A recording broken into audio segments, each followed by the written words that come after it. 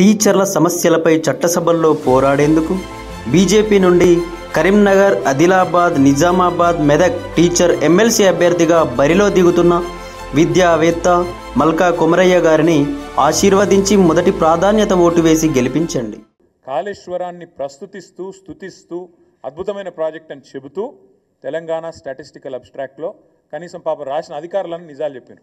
సరే, ఈ సన్నాసులు చూసుకోలేదు, విడుదల చేసిన తర్వాత 4 గరుచుకున్నారు, అది వేరే విషయం.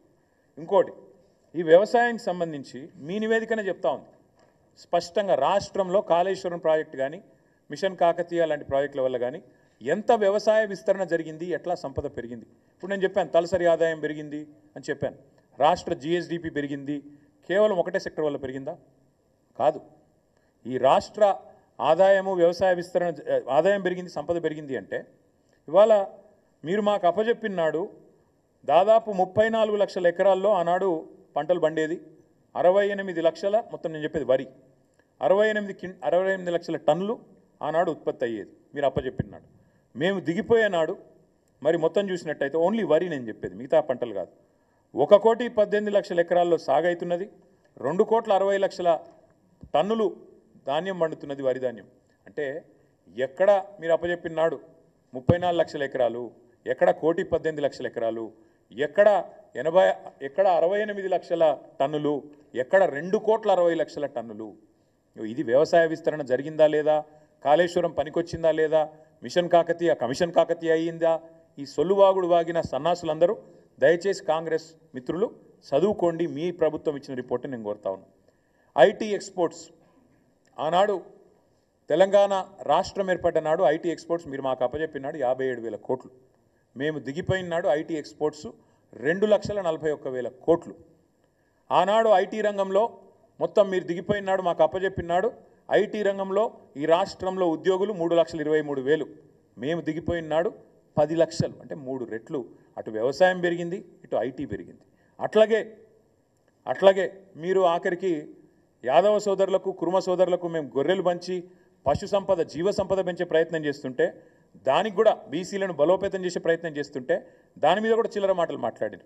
కానీ ఇది మీరు ఇచ్చిన రిపోర్ట్, షీప్ ప్రొడక్షన్లో number 1 in the country Telangana, జీవ సంపదలో number 1 in the country Telangana. అట్లాగే మీరే మాట్లాడినారు, మేము ఈరోజు కమిషన్ కూడా ఒకటేసినారు, పవర్లో కూడా ఏదో జరిగింది అని, విద్యుత్తులో కూడా జరిగిందని. కానీ మళ్ళీ మీ రిపోర్టే చెప్తుంది మీరు మాట్లాడిందంతా శుద్ధ తప్పు అని.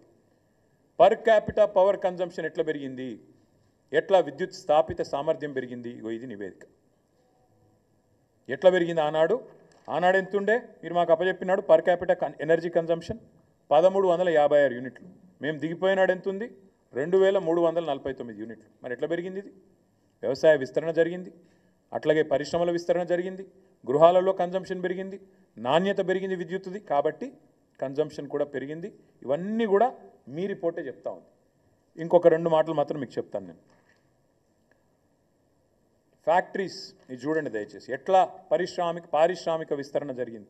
ఐటీ ఒక్క రంగమే కాదు, పారిశ్రామిక విస్తరణ ఎట్లా జరిగింది, ఎన్ని ఫ్యాక్టరీలు, మ్యానుఫ్యాక్చరింగ్ రంగం, ఉత్పత్తి జరిగింది, ఎట్లా జరిగింది. ఇక్కడ ఈ రిపోర్ట్లో ఏం రాశారంటే నెంబర్ ఆఫ్ ఫ్యాక్టరీస్ ఎన్నున్నాయి అని చూస్తే మనకంటే పెద్దదైన రాష్ట్రాలు 6: తమిళనాడు, గుజరాత్, మహారాష్ట్ర, ఉత్తరప్రదేశ్, ఆంధ్రప్రదేశ్, కర్ణాటక.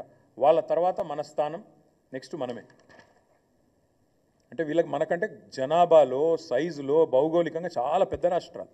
కానీ మీ రిపోర్ట్ చెప్తున్నది తెలంగాణలో పారిశ్రామిక విస్తరణ కూడా అద్భుతంగా జరిగింది. వాస్తవాలు ఇట్లా ఉన్నాయి. అంటే దేశ జనాభాలో 2.8% ఉన్న తెలంగాణ 5.1% సంపద ఈ దేశానికి అందిస్తున్నది, ఇది వాస్తవం. జిఎస్డిపిలో, గ్రోత్లో తెలంగాణ భారతదేశంలో నెంబర్ 1, ఇది వాస్తవం. సంపద సృష్టించడంలో తెలంగాణ ప్రభుత్వం కేసీఆర్ నాయకత్వంలో అద్భుతంగా పనిచేసింది, ఇది వాస్తవం. 10 ఏళ్లలో కొత్తగా దాదాపు 80 లక్షల ఎకరాలు సాగులోకి వచ్చినాయి, ఇది వాస్తవం. మీ రిపోర్టే చెప్తున్నది. వ్యవసాయంలో జరిగిన అభివృద్ధి గురించి అయితే పుంకాలుగా కాళేశ్వరం వల్ల జరిగిన లాభం, మిషన్ కాకతీయ వల్ల జరిగిన లాభం మీ నివేదికనే చెప్తా ఉంది, వాస్తవాలు. ఇది కరెక్టు. కాంగ్రెస్ వాళ్ళు రిపోర్ట్ చదవండి. దేశ తలసరి ఆదాయంలో ఇవాళ అగ్రభాగాన తెలంగాణ ఉన్నది.